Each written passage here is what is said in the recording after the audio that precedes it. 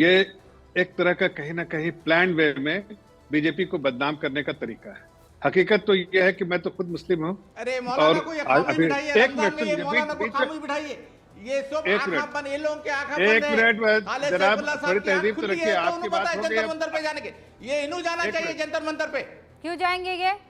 आप लोग एजेंडा चला रहे हैं, वो थोड़ी चला रहे अरे हैं। वो इनको क्यों जाना जाएंगे? चाहिए क्या? इन्हों मुसलमान नहीं एक है, मिनट इनके सुन साथ तो तकलीफ लीजिए नहीं हो आप। रही। और चीखिए मसाजिद मत ना, रोजे से है, मसाजिद में पूरे रोजे से अरे आप भाई, इत्मीनान से आपकी बात आवाज कीजिए। आपकी मैं यहाँ पर आपकी चीखना बात चिल्लाना पसंद नहीं ये मौलाना करती। को पहले डिबेट से हटाइए। आपके- मौलाना मुसलमानों कौन के है? खिलाफ मैं सुनना नहीं चाहूंगा। कौन मौलाना? मुसलमानों के खिलाफ सुनना नहीं चाहूंगा मैं, ये प्लीज। ये कहाँ डिबेट कर रहे हैं? मौलाना कौन को कह रहा है पहले हटाइए। मुसलमानों के इस खिलाफ? तरीके से मौलाना है जो मुसलमान को, इस तरीके से मौलाना है जो है कौम को अरे नुकसान कौन पहुंचा रहा है। मौलाना? देख लिए कौन चैनल देख रहे हैं आप?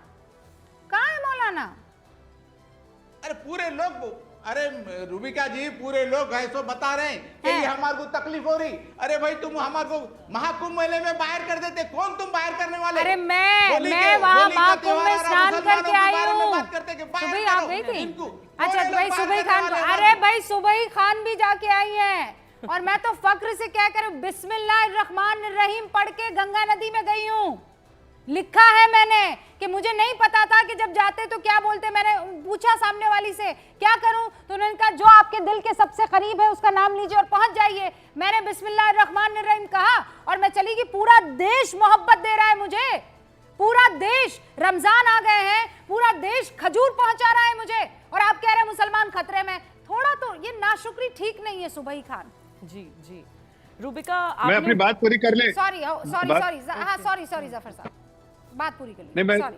देखिए, मैं बहुत तफसील में नहीं जाऊंगा, लेकिन मैं इतना जरूर कहूंगा कि कुछ लोग जो बिल्कुल सियासी तौर पर खत्म हो चुके हैं, जिनका इदारा बिल्कुल खत्म हो चुका है, मुसलमान भी उसको, उस इदारे को नहीं मानता है, जैसे इस्लामिक पर्सनल लॉ बोर्ड, उस इदारे को अगर उस इदारे से कोई आवाज उठती है तो समझिए वो सिर्फ अपने आप को चमकाने को, अपने आप को मीडिया में कहीं ना कहीं रखने के लिए ये सब कोशिश है। हकीकत तो यह है कि मुस्लिम समाज पहले और भी इस तरह से हर समाज के बीच में कुछ ना कुछ अच्छे बुरे लोग होते हैं। इस तरह की कुछ ना कुछ गलतियां होती होंगी हर समाज के लोगों से, लेकिन तब सोशल मीडिया का जमाना नहीं था, मीडिया का जमाना नहीं था, हर चीज सामने नहीं आती थी। लेकिन मैं आपको आंकड़े बताता हूँ मौलाना साहब, ये सुन लीजिए। आज मुस्लिम समाज सबसे बेहतर हालत में है। आज हमारे यहाँ जो सोशल वेलफेयर स्कीम है उसमें सबसे ज्यादा जो है ऐसे इलाके में, जो कॉन्स्टिट्यूएंसी मैं सर्व करता था मुरादाबाद, वहां पर 85% मुस्लिम समाज के लोगों को किसी एक स्कीम में 85% तक एक स्कीम का बेनिफिशियरी मुस्लिम समाज के लोग हैं। और किसने दिया ये? वहां के मुख्यमंत्री ने खुद से वहां पर जाके सारे जो बेनिफिशियरीज को, उसके घर, चाहे घर की चाबी हो, चाहे और भी कोई स्कीम का फायदा हो, वो खुद से जाकर दिया उन्होंने। मैं इतना कहना चाहता हूँ कि लेकिन जिस तरह की चीज आप कर रहे हैं उससे मुस्लिम समाज को आइसोलेट करने का तरीका है। मुस्लिम समाज तो और आइसोलेट होगा। समझना होगा ना, ये किसी और को नहीं समझना होगा। कब मैं तक एक- खेले एक- नहीं, कौम कब तक खिलती रहेगी इन राजनीतिक पार्टियों के हाथों में, all India Muslim personal law board के हाथों में, ये धर्म के ठेकेदारों के हाथों में। एक 10 सेकंड लूंगा रुबिका जी। अपने मफाद के बारे के लिए वो सोच रहे हैं, लेकिन हम मुस्लिम समाज के लोग अपने मफाद के बारे में नहीं। हमें मेन स्ट्रीम में जुड़ना है। हमें, अगर आप बीजेपी के बारे में इतने सारी बातें कहते हैं लेकिन बीजेपी को वोट देने के समय आप भूल जाते हैं। नहीं तो जफर साहब, वो काम तो आपको करना होगा ना, वो काम हम कर रहे हैं ना। तो आप, लेकिन हो पा रहा है कि नहीं, हो पा रहा है कि नहीं, इज अ बिग क्वेश्चन। एक सेकंड बस, सुबही खान, ये अब मुझे ये बताइए ना कि ये इन दोनों में से कौन सच है? आप देखिए वो जो एक साहब मुझे यहाँ लिख रहे हैं, मुश्ताक अंसारी, वो ये कह रहे हैं ऐसे डिबेट आप करती क्यों हैं? Debate generates debate. अरे भाई, देश लोकतंत्र है। जब कोई शख्स ऐसे डराने लगेगा, all India Muslim personal law board के अध्यक्ष कोई छोटी मोटी तो जगह है नहीं। हाँ, हम लोग नहीं माने अलग बात है, लेकिन छोटी मोटी ओहदा तो वो है नहीं। सुबह जब वो ये कह रहे हैं कि मुसलमान खतरे में है, तो आदमी बैठ के क्या करेगा? यही सोचेगा हाँ यार, बड़ा आदमी कह रहा है, कुछ तो बात होगी। जी जी। देखिए रूबिका जी, आपने अब से पहले जो स्टेटमेंट बोली थी उसकी जो आखिरी लाइन थी वो बहुत वजनदार थी, उसको मैं रिपीट करना चाहती हूँ। आपने कहा था कि ये नाशुक्रापन ठीक नहीं है। हमें एज अ मुस्लिम कम्युनिटी ये सोचना पड़ेगा कि अगर हम ये मानते हैं, चलिए फर्ज कीजिए for the sake of argument, अगर हमें लगता है कि भारत मुसलमानों के लिए सुरक्षित नहीं है, तो कौन सा देश मुसलमानों के लिए सुरक्षित है? एक पेपर और पेन लेकर बैठ जाइए।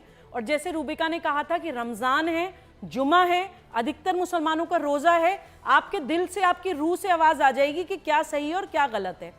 भारत के अलावा कोई मुल्क, कोई देश आपके दिमाग में भी नहीं आएगा जहां आप ये फील कर सकें कि आप पूरे हक के साथ, पूरे अधिकार और पूरी सुरक्षा और सम्मान के साथ रह सकते हैं। ये तो आपकी आत्मा ही आपको जवाब दे देगी।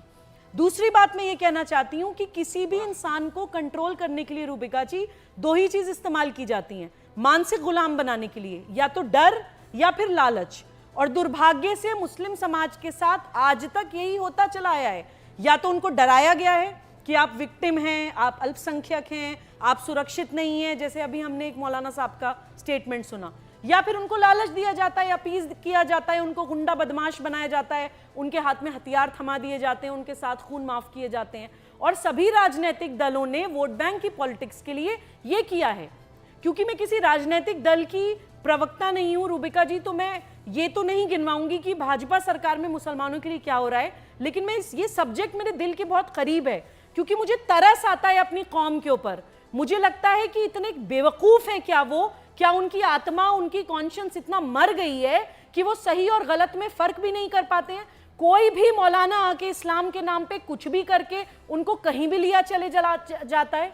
और एक बात मैं पूरी जिम्मेदारी के साथ बोलना चाहती हूँ रूबिका जी, कि आज मुस्लिम समाज से लोगों की कुछ शिकायतें भी हैं, क्योंकि मैं बैठती हूँ, मैं हिंदू समाज में भी बैठती हूँ, मैं मुस्लिम समाज में भी बैठती हूँ। जिन लोगों को आपसे शिकायतें, उनकी शिकायतें सुन तो लीजिए भाई।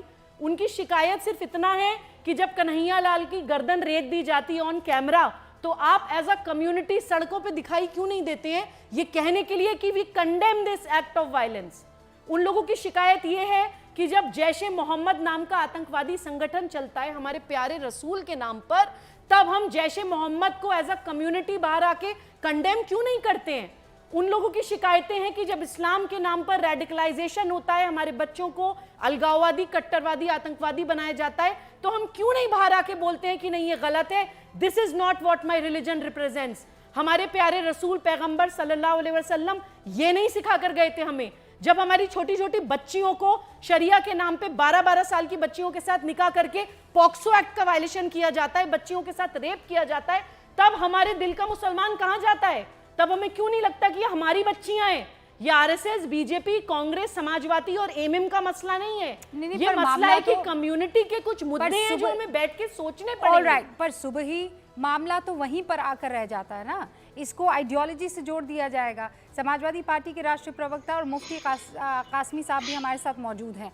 मुझे ये बताइए, ये कब तक वोट बैंक की पॉलिटिक्स डॉक्टर अजीज खान चलती रहेगी? सच में मुसलमान खतरे में हैं, और खतरे में है तो मुझे एक फैमिली बता दीजिए जिसने पलायन कर दिया हो हिंदुस्तान से। अजीज भाई। देखिए रूबिका जी, मैं लगातार चीजों को सुन रहा हूँ बड़ी गंभीरता से, और बहुत सारी फहरिस्त आपने भी गिनाई और जफर भाई ने भी गिनाया कि मुसलमानों को आज फला फला चीजों में शेयर मिल